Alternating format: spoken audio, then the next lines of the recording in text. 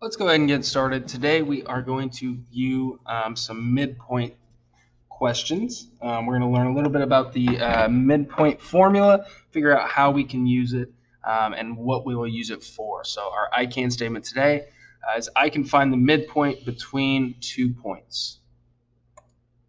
All right, let's go ahead and get started with some vocab. So go ahead and write these 2 words down. These are words we are going to use all year long. Okay. First one is midpoint.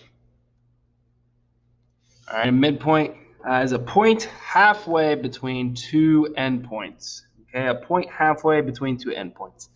It creates 2 congruent halves of a segment. So let's just say, for example, we had a line segment that was 4 inches long. Okay, and let's say we have a point right here that splits this up to 2 and 2. Okay, this right here would be the midpoint. And the reason that would be the midpoint is because that's the point that creates 2 equal halves, and it is right in the middle of this line segment. Okay, so that would be a midpoint. Something else we're going to use a lot this year: segment bisector. Okay, segment bisector intersects a segment at its midpoint. Intersects a segment at its midpoint. So if we had a line segment here, again, and let's say that this whole line segment was 10, and we had another line, and this line segment here cuts our blue line in half to where we now have 5 and 5. Okay. As you can see, this is not a point. This is a red line. Okay. So this would be called a segment bisector. So the only difference between a segment bisector and a midpoint is one of them is a point, one of them is a line segment. Okay. That's the only difference. All right, let's go ahead and take a look at this. This is what we call the average. So I'm sure you guys have heard of this. The average is when we add up all of the numbers that we have and we divide by the amount of numbers. Okay, so let's say if we had an average score of 90, 85, and 90, and we wanted to find the average of this, we would go with 90 plus 85 plus 90, and we would divide that by 3. Okay, and that's how we would find the average of all of these scores right here. So here is our midpoint formula. Okay, our midpoint formula is x1 plus x2 divided by 2, y1 plus y2 divided by 2. Okay, so some of you may be saying, well, why did we just learn about the average? This right here, we are finding the average of each x, and we are finding the average of each y. So we are going to add up however many x's we have, which is 2, and divide it by that number. So that will be the same for both sides here. Also, we should never get the midpoint equals just one number. Okay, every time we do the midpoint, we are going to get an x and we are going to get a y. Okay, so make sure that whenever we're doing midpoint formula, our answer looks like this. It's got an x and it's got a y. Okay, first one here. So example number 1, find the midpoint of the line segment created by S -6,3 and T 10. So I'm going to go ahead and write our midpoint formula down again for us. X1 plus X2 divided by 2, Y1 plus Y2 divided by 2. Okay, so much like distance, the first thing I want us to do is label our points. So we're going to call this x1, we're going to call this y1, we're going to call this x2, we're going to call this y2. All right, so in order to do these problems here, we've got to have our x1, y1, x2, y2. And now that we have those, it's pretty straightforward. All we're going to do here is write in our numbers. So I'm going to start off with x1 here. x1 is a -6, and I'm going to add our x2, which we said was 1. So -6 plus 1. And now our y1. So our y1 we said was 3. And we are going to add our y2, which would be 0. Okay? You guys don't always have to show that you're adding something to 0. So I would not normally require you to say 3 plus 0. You could totally just say 3. But I just want to make sure that we understand where our numbers are coming from and how we're getting them. So that's why I went ahead and wrote that in. So -6 plus 1 here, that's going to give us a -5. And -5 divided by 2 will give us a -2.5. Okay. Likewise, over here, 3 plus 0. Well, 3 plus 0 is 3, and 3 divided by 2 will give us a 1.5. So the first answer here of our first midpoint example is going to be -2.5, 1.5. Hopefully that makes sense. Just so you guys know, there will be multiple times that you get decimals. So a lot of us freak out whenever we see a decimal in our final answer. Don't freak out, okay? It's normal. Just make sure we did every step right, and hopefully you guys were able to follow along with questions. So let's go to the next one. Okay, example 2 here. Find the midpoint of the line segment created by A, 512, and B, -4, 8. Okay, so again, I'm going to write down our formula at the top here. X1 plus X2 divided by 2. Y1 plus Y2 divided by 2. And let's go ahead and get after it. So first things first, what is the first step? We want to label our points. X1, Y1. X2, Y2. Okay, we want to label our points. So let's go ahead and plug these in. We're looking for X1 and X2, and we've already got them labeled. So X1 is 5, X2 is -4. Now, this is a 5 plus a -4, okay? You can switch this to a minus sign. So I'm going to do that right now. I'd rather see this as a minus sign. So let's go ahead and get rid of this plus. This is just going to be 5 minus 4. Okay, anytime we're adding a negative, it's the same thing as subtracting. So this is 5 minus 4. All right. Now, there's X1 and X2. Let's do Y1 and Y2. Y1 we said was 12 plus Y2. Y2 is a positive 8. So this is what we have here. We've got 5 minus 4 divided by 2, and we've got 12 plus 8 divided by 2. And we'll put M over here for midpoint. Okay, so 5 minus 4 would give us 1. 1 over 2. 12 plus 8 would give us 20. So 20 over 2. Now we got to divide here. 1 over 2, obviously, would be 0.5. And 20 over 2 will give us 10. Okay, so final answer here, midpoint is equal to 0.510. Again, you can see that decimal in there. Yes, we did everything correctly. Example number 3. Find the midpoint of the line segment created by C, -8, -2, and D, 5, 1. So I want you guys to go ahead and pause this. You can wait until I have this formula up, but go ahead and pause it to give this one a try. All right, you want to see, challenge yourself. When you come back, we'll finish this problem up. All right, so right here, we've got the midpoint formula, and we need to find the midpoint of -8, -2, and 5, 1. So again, first step, always is to label our points. X1, Y1, X2, Y2. All right, as long as we remember to do that, we'll be good. Now we're just plugging in. Okay, so -8 plus X2, which X2 is 5, so -8 plus 5 divided by 2, and Y1 and Y2. So -2 for Y1 plus y2, which is 1. And that's all divided by 2. All right. Negative 8 plus 5 gives us negative 3. Negative 2 plus 1 gives us negative 1. So here we are going to be left with negative 1.5,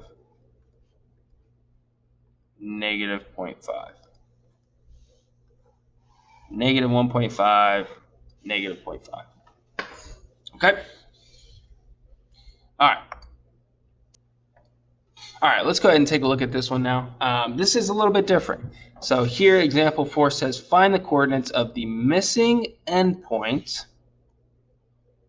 if P is the midpoint of segment EG. Okay, so they want us to find the missing endpoint if P is the midpoint of segment EG. So the first 3 examples, we just found the midpoint. Here, they want us to find the missing endpoint. So what I want to do for that is I actually want to draw a picture to kind of see exactly what's going on here. So let's say we have our segment, and they say that full segment EG, right? So this would be E, this would be G, and then they say if P is the midpoint. So we're just going to put P right in the middle here, and we know that P is the midpoint. Now, over here, they're telling us that E is negative 8, 6. Okay, E is negative 8, 6. P is negative 5, 10. And they want to know what is G. All right. So for this is what I want us to do. We're gonna use a method here called the bunny hop method. I'll write that up here. The bunny hop method. Okay, so basically we know that the midpoint is exactly halfway from E to G. Okay, so they're saying that E, whatever EP is equal to whatever PG is. So however many spots we move over is however many we're going to need to move from P to G. Okay, so let me say that again. However many we move from E to P is however many we will need to move from P to G. Okay, so let's say for our x's here, let's use this red. And for our x, we went from negative 8 to negative 5, right? And we need to go from negative 5 to something over here, right? So the question is, how many spaces did we move from negative 8 to negative 5? And if we know that number, was it positive? Do we go up, or do we go to the right 3, or do we go to the left 3? Okay, so I kind of gave away the answer there.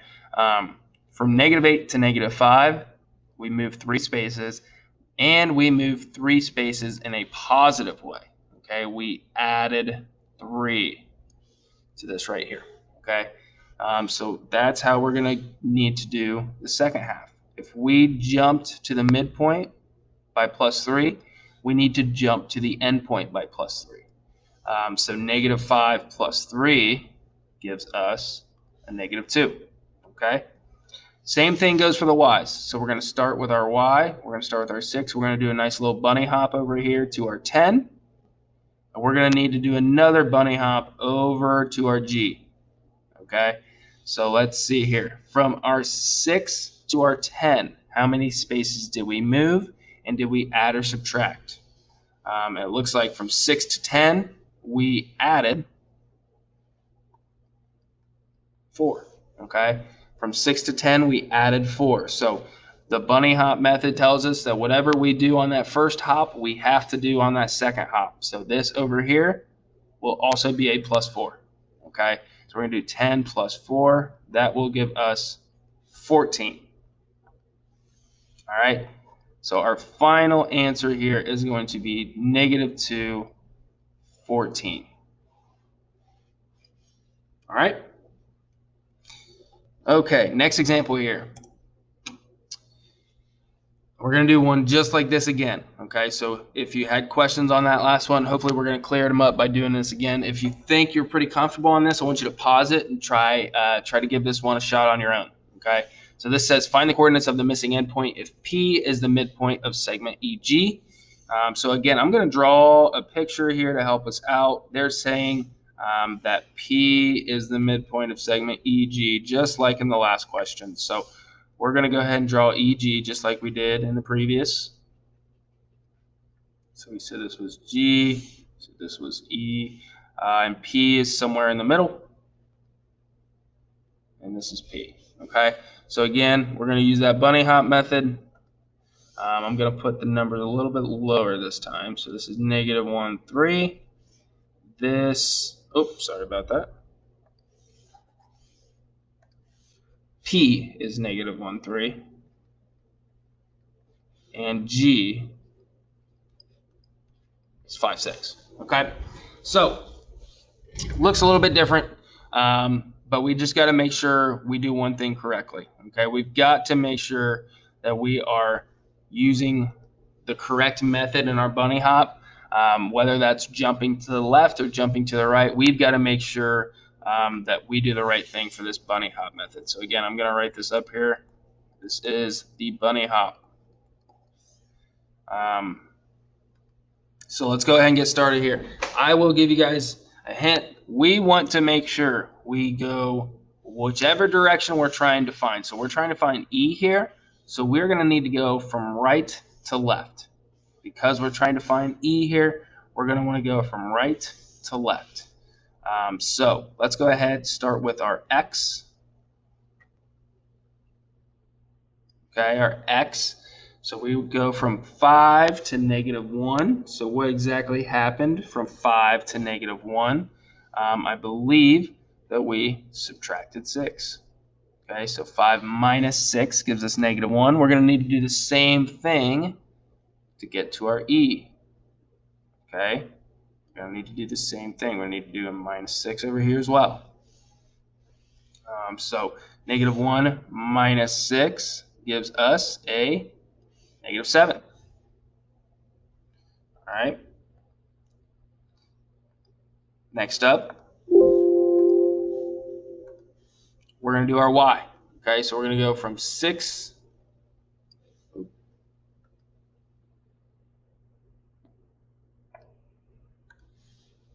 We're going to go from 6 to 3.